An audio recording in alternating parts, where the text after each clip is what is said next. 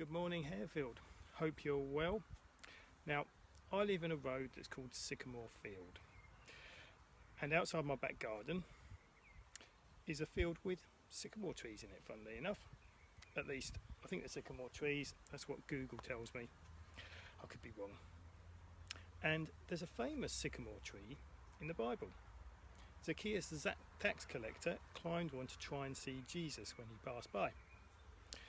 Now, actually, the biblical sycamore trees are actually sycamore fig trees, so they're actually nothing like these, but it sounds good, doesn't it? But let's not worry about little factual details like that. I have a little challenge. My son loves climbing trees, so I thought I'd give him a little challenge. We're going to see if he can climb to the top of our sycamore tree in the time it takes me to read the Zacchaeus story from Luke's Gospel. So Daniel, are you ready? Need to get to the start of it first. Go. So, reading from Luke's Gospel, Jesus entered Jericho and was passing through. A man was there by the name of Zacchaeus. He was a chief tax collector and was wealthy. He wanted to see who Jesus was, but because he was short, he couldn't see over the crowd. So he ran ahead and climbed a sycamore fig tree to see him, since Jesus was coming that way.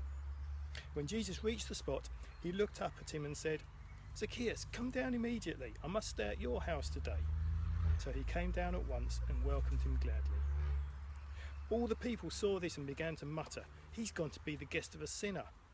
But Zacchaeus stood up and said to the Lord, "Look, Lord, here and now I give half of my possession to the poor, and if I have cheated anybody out of anything, I will pay back 4 times the amount." Jesus said to him, "Today salvation has come to this house, because this man too is a son of Abraham. For the Son of Man came to seek and to save the lost." And I love this account.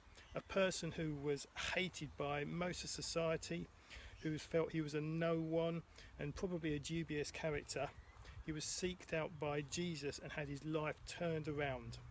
He ends up being more generous than I would guess any of us are, giving half his possessions away, which is what Jesus wants to do for everyone if we let him.